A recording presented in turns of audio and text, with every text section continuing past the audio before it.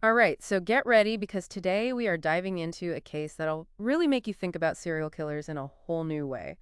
This is the story of Cory Morris. You might know him as the Crackhead Killer. Yeah. We're breaking down some excerpts from his Wikipedia article today. Okay. And even from these little snippets, this whole thing is just thought wild. Yeah, it's really something. The thing that jumps out at you right away is like this crazy contrast between how Morris seemed on the outside and the just brutal stuff he did. I mean, they called him Huggy Bear. Huggy Bear! It's almost hard to I believe. know, right? It's a lot to wrap your head around. So, okay, he was born in Oklahoma City in 78, wanted to join the military, even did ROTC for a bit. Totally normal, average stuff, right? Seems like it.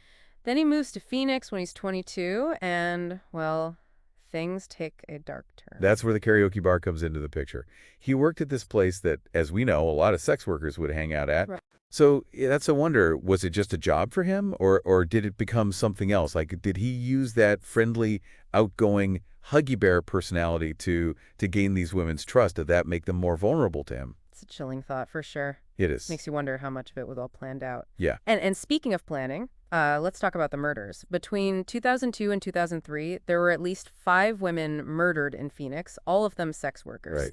Morris, at first, he claimed they all overdosed. Trying to throw everyone off the scent, right? Exactly. But then later he changes his story and says he accidentally strangled them during sex, or even that they asked him to. Like, come on. What? It's like he's trying to spin this whole thing as, I don't know, consensual, almost like some weird kinky stuff gone wrong.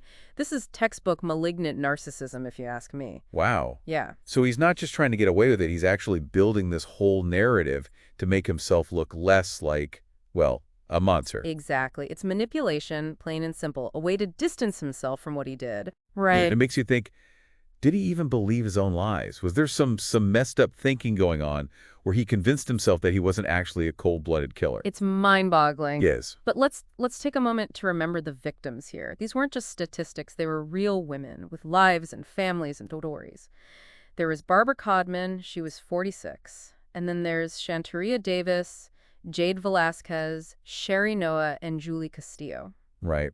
We don't know the ages for all of them, unfortunately, but every one of them represents a tragic loss of life. And, because of the circumstances, working in the shadows like they did, they were probably even more vulnerable to someone like Morris. Yeah. I mean, think about it. If someone disappears from that world, how often do you think it gets reported? And even if it does, what are the chances the police will really investigate? It's just heartbreaking. You have to wonder if any of these women might still be alive if they hadn't been so marginalized, if society had paid more attention. It's a really tough thought. It is. It makes you think about the bigger picture, about how society can fail these vulnerable populations. Definitely. And in this case, that vulnerability led to a fully horrifying discovery.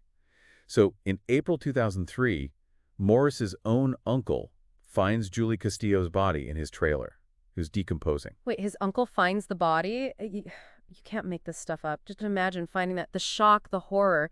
And the reports said that Castillo's body had been there for days. Yeah, days. That detail it's just bone-chilling, really. Yeah. It says a lot about Morris, what was going on in his head.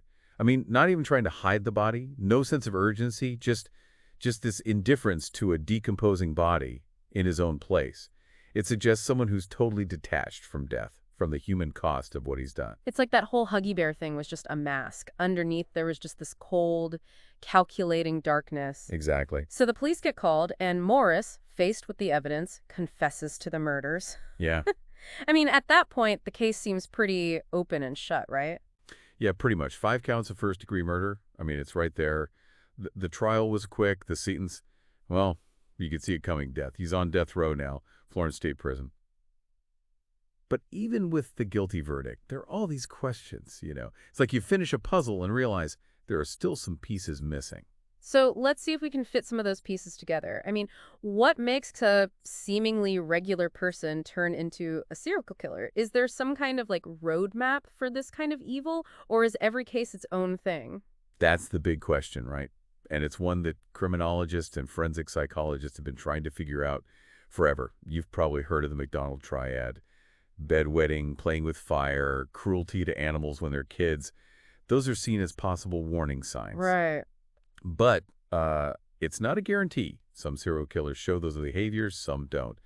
It's not so simple. So it's a mix of nature and nurture then. Maybe they're already prone to violence and then something in their life triggers it, like a traumatic experience or being around a lot of violence. Exactly. And with Morris, we have these glimpses into his psyche, right? The lies about the overdoses at first, then trying to say the murders were accidents or even that the women wanted it.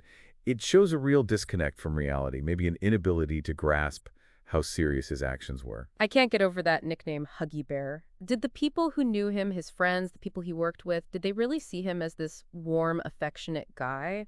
Or were there signs they missed? Things that seemed harmless then, but looking back were like red flags. It's tough to say. It's easy to look back and judge, right? We see the past through what we know now. But in real time, it's so hard to spot a killer before they do anything. There's no foolproof way. It makes you think about all the what ifs. What if someone had seen the darkness underneath, you know? What if he'd gotten help, had support, maybe he would have gone down a different road? Those are the questions that stay with you, that drive us to understand evil, to try to prevent these horrible things from happening again. That brings us to a really important point. The victims. We can't just focus on the killer, on trying to understand this monster. Right. We have to remember the lives that were lost, the people left behind. Yeah, absolutely. Let's remember their names again. Barbara, Shanteria, Jade, Sherry, Julie. 5 women, each one with her own life, her own hopes and dreams, all taken away. And we have to remember they lived in a world that often ignores and dehumanizes sex workers.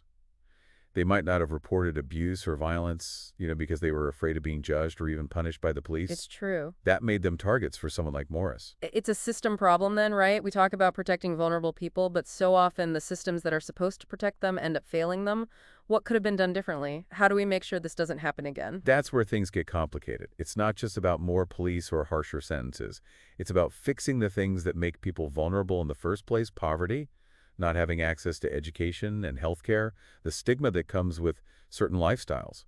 It's about building a world where everyone feels safe asking for help without being judged or punished. So it's about changing how we see each other, recognizing that everyone deserves respect no matter what. Exactly. And it's about looking at ourselves, challenging our own biases and prejudices. Do we really believe everyone deserves protection and support?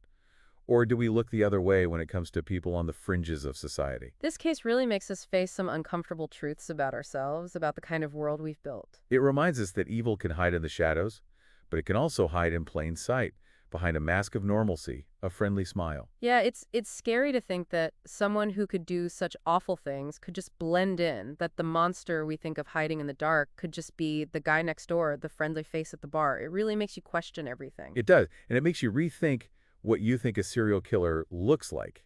We often think, because of movies and stuff, that they're loners, weird, easy to spot as different. But it's way more complicated than that.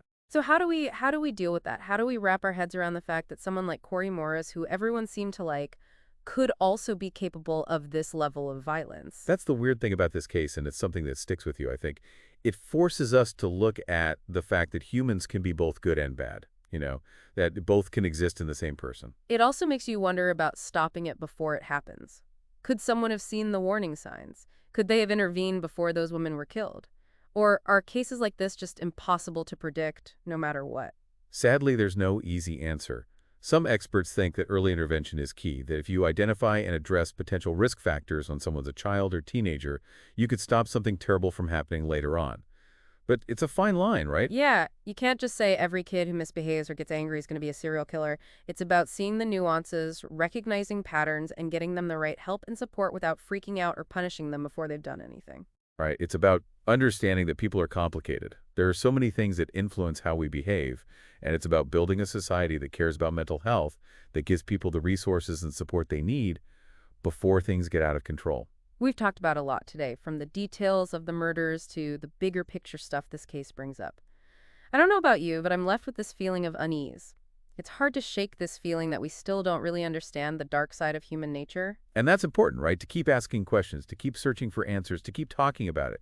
Because even though it's uncomfortable to look at this dark side of humanity, it's through that exploration that we might find ways to stop it from happening again, to make the world safer and kinder. I agree. And to our listener, we hope this deep dive has given you some new ways to think about this really complex and disturbing case.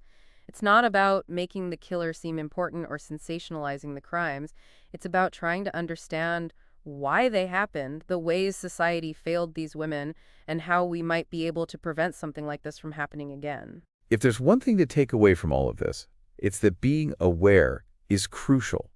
Pay attention to the people around you, question your own biases, and fight for systems that protect and support those who need it most. Well said. Thanks for joining us on this journey into the dark side of humanity.